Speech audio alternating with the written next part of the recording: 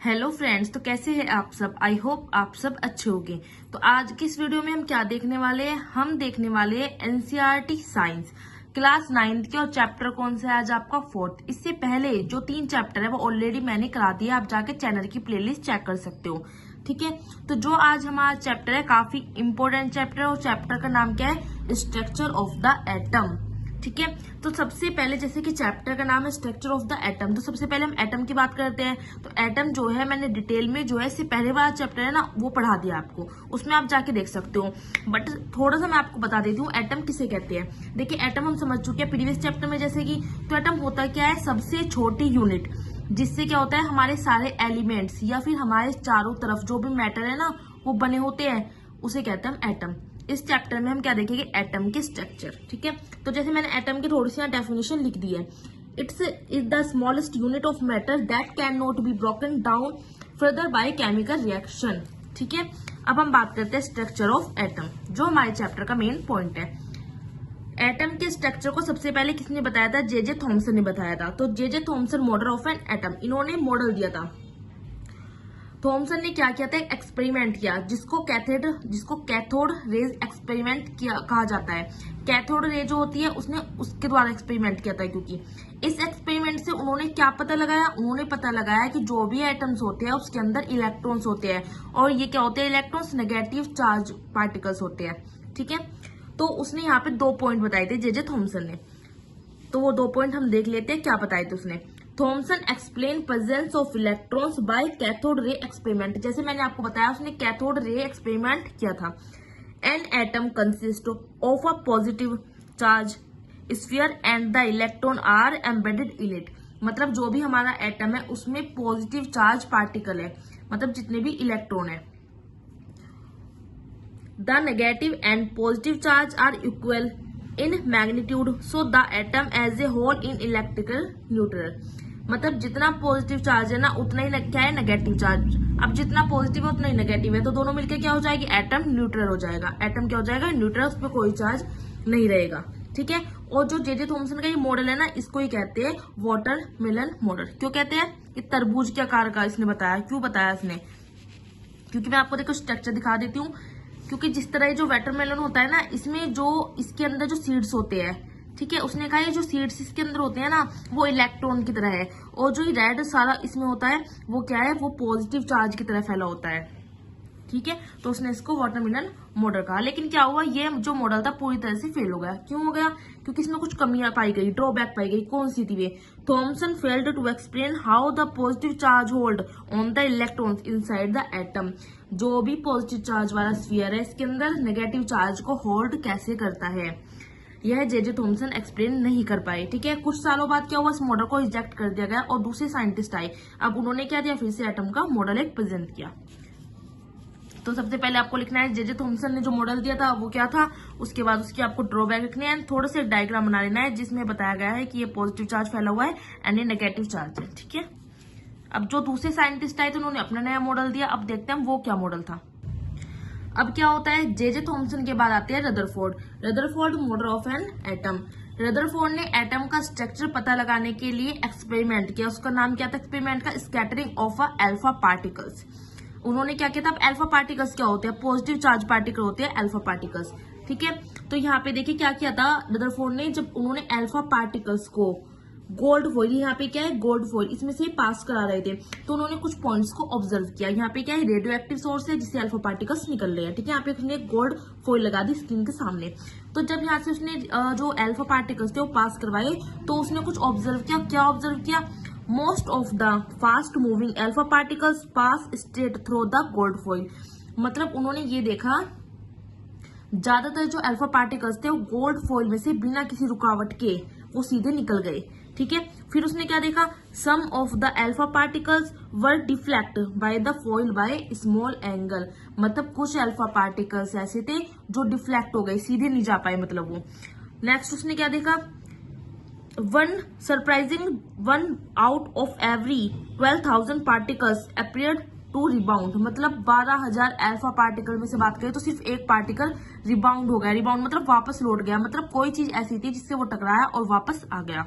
ठीक है, अब रदरफोर्ड का कंक्लूजन क्या निकला, अभी जो थर्ड वाला पॉइंट था ना, तो उससे रदरफोर्ड ने एक कंक्लूजन निकाला। क्या निकाला? कंक्लूजन यह था कि जो भी गोल्ड फॉइल का एटम है उसके सेंटर में कुछ तो ऐसा है कि जिससे अल्फा पार्टिकल टकराए और वो वापस आ गए। There is a positively charged centre in an atom called the nucleus. तो उसने क्या कहा? उसको न्यूक्लियस कहा इसलिए। ठीक है, तो अल्फा पार्टिकल जब टकरा के वापस आए, तो अल्फा पार्टिकल क्या होते हैं? अल्फा पार्टिकल जो है पॉजिटिव होते हैं। तो पॉजिटिव चीज अगर किसी चीज से टकरा के वापस आ रही है, ठीक है, नेगेटिव को तो वो क्या करेगा? अट्रैक्ट करेगा। तो नेगेटिव चार्ज तो वहां पे होगा ही नहीं, जाहिर सी बात है, वहां पे क्या होगा? पॉजिटिव होगा, क्योंकि पॉजिटिव से टकरा के वापस आएगी। अब इन तीनों पॉइंट के आधार पर रदरफोर्ड ने एटम का मॉडल क्या है दिया। अब कुछ पॉइंट से जो कंक्लूजन निकाला हम वो समझते हैं। जैसे कि पहले मैंने ये आपको बताया है कि उन्होंने बताया कि जो एटम का सेंटर है उसमें क्या है? पॉजिटिव चार्ज है। अब उन्होंने उसको क्या कहा? उन्होंने उसको कहा न्यूक्लियस। उन्होंने कहा जो भी एटम का मास होता है वो किस में होता है? वो न्यूक्लियस में होता है। The electron revolve around the nucleus in circular path. उन्होंने कहा कि जो इलेक्ट्रॉन्स है वो न्यूक्लियस के चारों तरफ सर्कुलर पाथ में घूमते हैं, चक्कर लगाते रहते हैं। नेक्स्ट उन्होंने क्या बताया? The size of the nucleus is very small as compare to the size of the atom. मतलब एटम का साइज बड़ा और न्यूक्लियस का साइज उन्होंने क्या बताया? छोटा बताया। भाई जो न्यूक्लियस है वो एटम के अंदर रहता है तो उसका साइज जाहिर सी बात है छोटा ही होगा। लेकिन क्या हुआ? रदरफोर्ड के मॉडल में भी कुछ कमियां पाई गई, कुछ ड्रॉबैक पाई गई। ड्रॉबैक ऑफ रदरफोर्ड मॉडल, क्योंकि रदरफोर्ड जो थे ये एक्सप्लेन नहीं कर पाए कि इलेक्ट्रॉन जब एनर्जी लूज करता है तो वो न्यूक्लियस में गिर जाता है। इससे तो एटम क्या हो जाएगा? अनस्टेबल हो जाएगा। अनस्टेबल क्यों होगा? क्योंकि न्यूक्लियस क्या है? पॉजिटिव चार्ज है और इलेक्ट्रॉन क्या है? नेगेटिव चार्ज है। पॉजिटिव और नेगेटिव एक ही जगह आ गए तो उससे क्या होगा? अनस्टेबिलिटी तो आ जाती है। अब इसको रदरफोर्ड एक्सप्लेन नहीं कर पाए।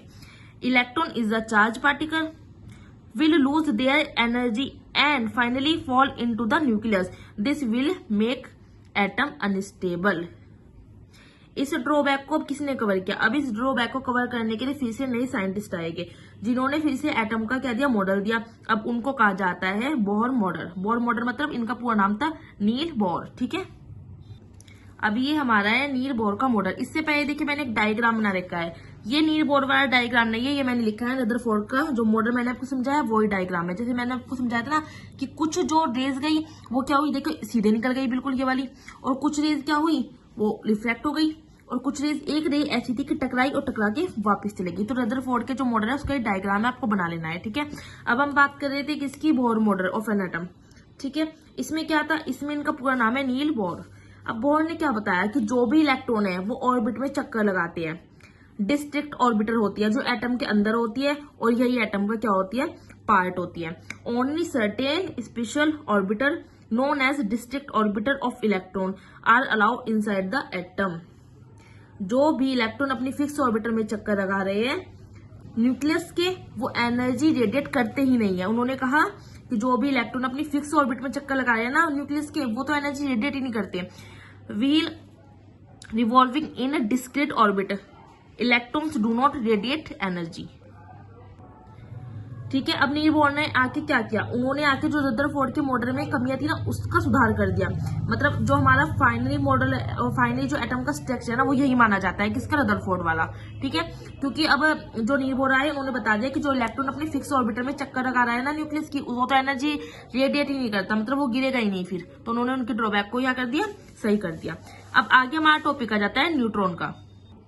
न्यूट्रॉन की बात करते हैं। देखिए, James Chadwick discovered another subatomic particle which had no charge and a mass near equal to that of a proton. It was eventually named as neutron.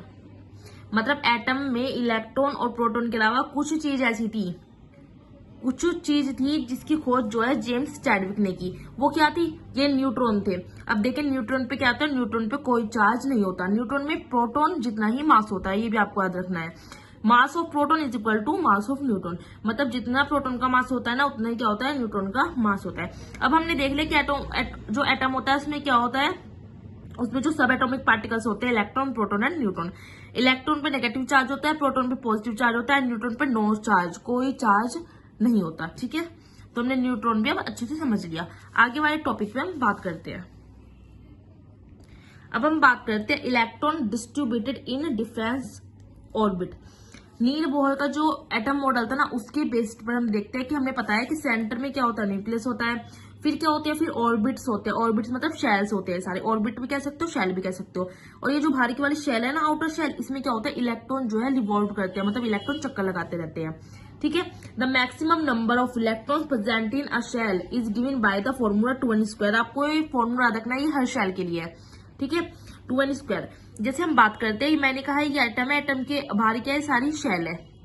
तो जो ये पहली है, पहली शेल का नाम हमने क्या दिया है, के। दूसरी का हम क्या देते हैं, एल। तीसरे वाले का एम एंड फोर्थ का एन। ये क्या है, इसको हम शेल भी कह सकते हैं, ऑर्बिटर। तो हमारे पास शेल कितनी होगी, के एल एम एन 4। और भी हो सकती है, आगे भी शेल है, K L M N O P Q, लेकिन मेन यही समझोगे आप। ठीक है।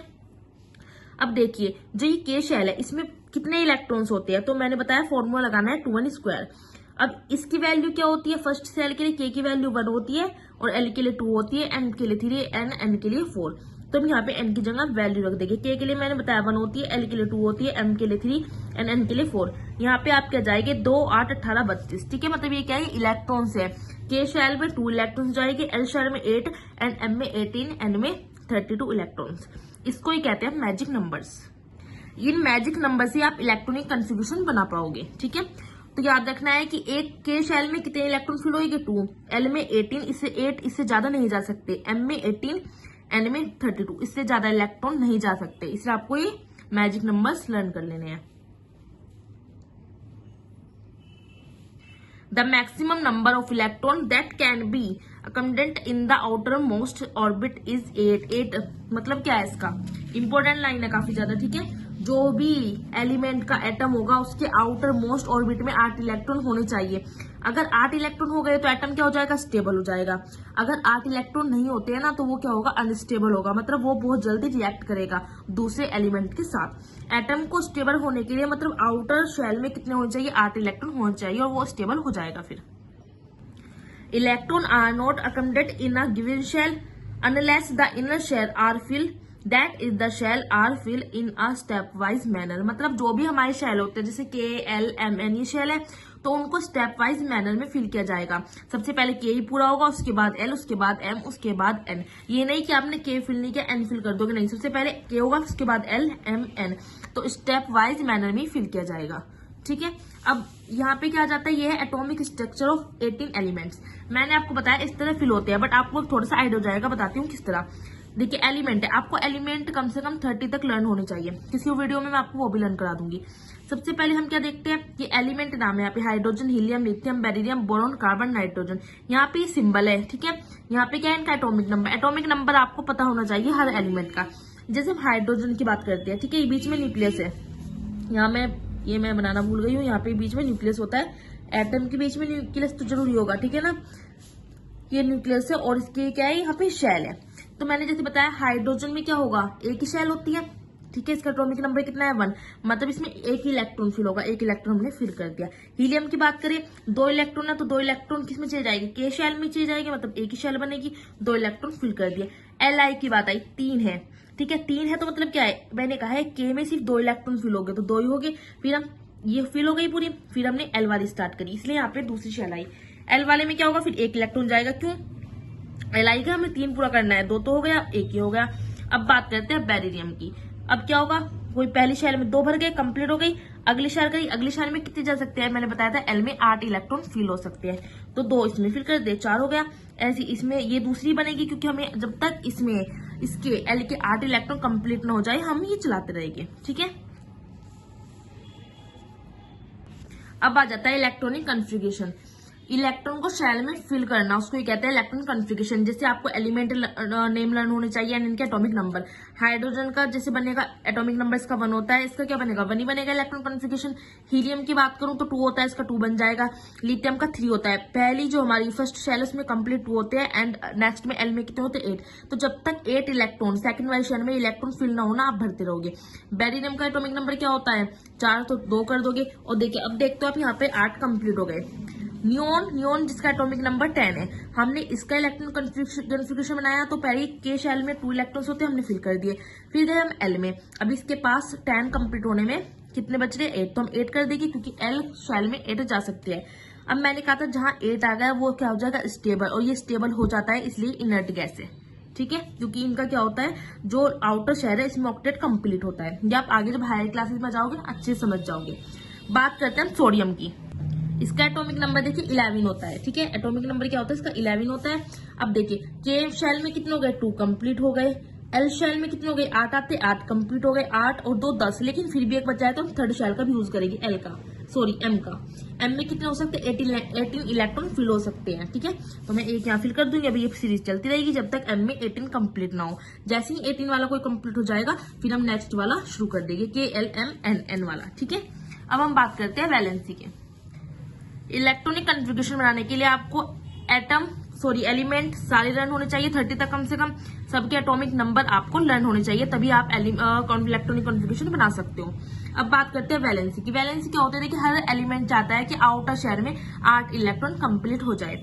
Every element tends to have 8 electron in its outer most shell. Valency कैसे निकालते हैं देखिए, कार्बन की बात करती हूँ। कार्बन का जो एटॉमिक नंबर है वो 6 होता है। हमने सबसे पहले क्या बनाया कि इलेक्ट्रॉनिक कन्फिग्रेशन। वैलेंसी के लिए आपको इलेक्ट्रॉन कन्फिग्रेशन आना चाहिए।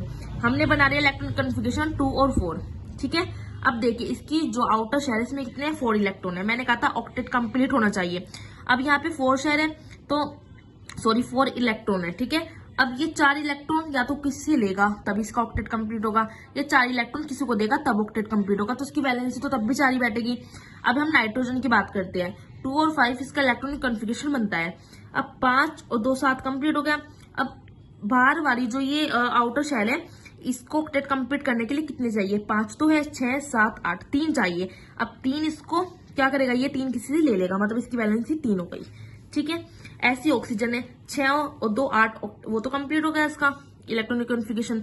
लेकिन आउटर शेल में क्या है 8 कंप्लीट करने हैं। भाई ये वाला शेल तो हमारा कंप्लीट है, 2 है ना, के में तो 2 ही आ सकते हैं, तो हमारा ये कंप्लीट है। एल में 8 आ सकते हैं, तो यहाँ पे तो 6 है, तो ऑक्टेट इसका कंप्लीट नहीं है। तो 6 में ऑक्टेट कंप्लीट करने के लिए कितने चाहिए 2, तो इसकी वैलेंसी हो जाएगी 2। सोडियम की बात करते हैं, देखिए के वाला पूरा है कंप्लीट 2, एल भी कंप्लीट है इसमें। अब लेकिन 8 और 2 10, लेकिन एटॉमिक नंबर क्या है 11, तो 11 कंप्लीट करने के लिए हम नेक्स्ट शेल में जाएंगे। एम वाली में तो 18 इलेक्ट्रॉन होते हैं ना, लेकिन इसमें हमें सिर्फ एक ही चाहिए 11 कंप्लीट करने के लिए। लेकिन अब यहाँ पे ऑक्टेट कंप्लीट करने के लिए कितने चाहिए 7, इसको कोई भी नहीं देगा इलेक्ट्रॉन, तो ये अपना एक इलेक्ट्रॉन क्या है खुद दे देगा, तो इसकी वैलेंसी 1 हो गई। नियोन की बात करते हैं, क्या है नोबल गैसेज है, मैंने आपको बताया था इसका ऑक्टेट कंप्लीट है। 8 और 2 10 कंप्लीट ऑक्टेट, तो इसमें क्या है ना तो इसे किसी से चाहिए इलेक्ट्रॉन ना इसको देने हैं, क्योंकि इसका तो पूरा कंप्लीट है, तो इसकी क्या हो जाएगी वैलेंसी 0। तो आपको याद रखना है जो नोबल गैसेज होती है उनकी क्या होती है वैलेंसी 0 होती है, ठीक है। चलिए बात करते हैं हम आगे, आ जाते हैं एटॉमिक नंबर पर। काफी इंपॉर्टेंट है एटॉमिक नंबर क्या होता है, किसी भी एलिमेंट में कितने नंबर ऑफ प्रोटॉन्स है, जितने प्रोटॉन्स उतना ही एटॉमिक नंबर। मैं आपको कह रही हूँ ना कि एलिमेंट के आपको एटॉमिक नंबर लर्न करने हैं, तो अगर आप एटॉमिक नंबर लर्न कर लेते हो वो उसकी प्रोटॉन्स नंबर है। The total number of proton lying in the nucleus of any atom is called the atomic number and denoted by Z. For example जैसे कार्बन का 6 है, ऑक्सीजन का 8 है, एटॉमिक नंबर है, और ये क्या है आपके प्रोटॉन्स नंबर। अब बात करते हैं मास नंबर की। मास नंबर क्या होता है, it is the sum of number of proton and neutron lying in the nucleus of an atom. मतलब जितने प्रोटॉन और जितने न्यूट्रॉन होते हैं दोनों को ऐड कर दो, आपका मास नंबर निकल जाएगा। मास नंबर कैसे निकालते हैं, number of proton plus number of neutron. ये जैसे कार्बन होता है, ठीक है, 6 तो आपको पता है एटॉमिक नंबर है, ठीक है। ये मास नंबर ऊपर लिखते हैं हम 12, याद रखना मास नंबर ऊपर लिखते हैं, एटॉमिक नंबर हम नीचे लिखते हैं। तो प्रोटॉन और न्यूट्रॉन को अगर प्लस कर दोगे तो मास नंबर निकल जाएगा। अब आ जाता है आइसोटोप्स, इंपोर्टेंट टॉपिक है। आइसोटोप्स क्या होते हैं, isotope of atom of the same element having same atomic number and different mass number. याद रखना है आइसोटोप में क्या होता है, सेम तो होगा एटॉमिक नंबर बट डिफरेंट होगा उनका मास नंबर। फॉर एग्जांपल अगर हम हाइड्रोजन की बात करें, आइसोटोप ऑफ हाइड्रोजन, हाइड्रोजन के जो है 3 आइसोटोप्स होते हैं, प्रोटियम, ड्यूटेरियम एंड ट्राइटियम, जैसे 1H1, 1H2 और 1H3। अब आप नोटिस करो, देखो यहाँ पे क्या है एटॉमिक नंबर तीनों का 1 है बट एटॉमिक मास क्या है अलग अलग है, 1 इसका 2 है इसका 3। तो आइसोटोप्स वही होते हैं कि एटॉमिक नंबर तो सेम बट एटॉमिक मास या हम कह सकते हैं मास नंबर क्या है उनका डिफरेंट होगा, ठीक है। अब हम बात करते हैं यूज ऑफ आइसोटोप्स की। Uranium isotope is used as fuel in nuclear reactor. जो यूरेनियम का आइसोटोप्स है वो क्या होता है, यूज होता है as a fuel in nuclear reactor में। आइसोटोप्स ऑफ कोबाल्ट की बात करें, आपने सुना भी होगा, is useful in treatment of cancer, cancer के ट्रीटमेंट में इसका यूज होता है। Isotope of iodine is used in treatment of goitre. Goitre जो गले में होता है ना, घेंगा रोग उसको कहते हैं, ठीक है। तो उसमें क्या होता है आयोडीन की आइसोटोप्स का यूज होता है। Carbon 14 is used in carbon dating. Carbon 14 का यूज कहाँ होता है? कार्बन डेटिंग में। अब कार्बन डेटिंग क्या होती है? देखिए मैं बता देती हूँ आपको। जब हम क्या करते हैं, जमीन में से खोद के बहुत कुछ या पुरानी वस्तु निकालते हैं जो हिस्ट्री से रिलेटेड हो, ऐसा नहीं कि कुछ भी निकाल लिया, जो हिस्ट्री मतलब इतिहास से रिलेटेड हो, तो उसकी एज फाइंड करने के लिए कि वो कितना पुराना है, उसके लिए कार्बन डेटिंग का यूज किया जाता है। अब आ जाते हैं, हमने आइसोटोप तो पढ़ लिया, अब आइसोबार से जाता है। आइसोबार क्या है? बिल्कुल आइसोटोप का अपोजिट है। The atom of those element which have the same mass number but different atomic number called isobar। देखिए इसमें क्या होगा? सेम तो होगा मास नंबर, उसमें क्या था? उसमें डिफरेंट था मास नंबर। इसमें सेम तो होगा मास नंबर बट डिफरेंट होगा एटॉमिक नंबर। जैसे for example argon, potassium, calcium ले लेते हैं। आर्गन का एटॉमिक नंबर क्या है? 18, पोटेशियम का 19, कैल्शियम का 20। एक बात मैं आपको बता दूं, एटॉमिक नंबर सबके एलिमेंट के अलग अलग होते हैं, किसी के एक से नहीं होते, ठीक है। जो एक से है वो क्या हो गए? आइसोटोप्स होते हैं। तो आइसोबार्स में क्या होगा? एटॉमिक नंबर्स अलग हो गए, और यहाँ पे क्या होगा? जो एटॉमिक मास था, देखिए इसका भी 40, इसका भी 40, इसका भी 40। तो आइसोबार में क्या होगा? डिफरेंट तो होगा एटॉमिक नंबर बट सेम होगा मास नंबर। तो चैप्टर हो जाता है आपका कंप्लीट। स्टार्टिंग से दिखा रही हूँ, वीडियो को पॉज करना है, आपको अपने नोट्स बना लेने हैं। वीडियो अच्छी लगी है तो आपको वीडियो को क्या करना है? लाइक करना है, वीडियो को शेयर करना है फ्रेंड के साथ अपने, ताकि उनकी भी हेल्प हो जाए। और कमेंट्स में मुझे जरूर बताना है कि आपको नोट्स कैसे लगे है, वीडियो कैसी लगी है, और अच्छी लगी है तो आपको चैनल को सब्सक्राइब करना है अगर आपने नहीं किया है तो, और शेयर करना है अपने फ्रेंड्स के साथ जरूर, ठीक है। अब आपको क्या करना है? वीडियो को पॉज करने के बाद आपको अपने नोट्स बना लेने हैं। नोट्स आपको जरूर बनाने हैं, ठीक है। नेक्स्ट वीडियो में हम देखेंगे नेक्स्ट चैप्टर, और जल्दी ही मैं आपकी 9th क्लास की एनसीईआरटी के सारे चैप्टर साइंस के कंप्लीट करा दूंगी। बट आपको कमेंट्स में जरूर बताना है कि आपको जो है नोट्स कैसे लगते हैं।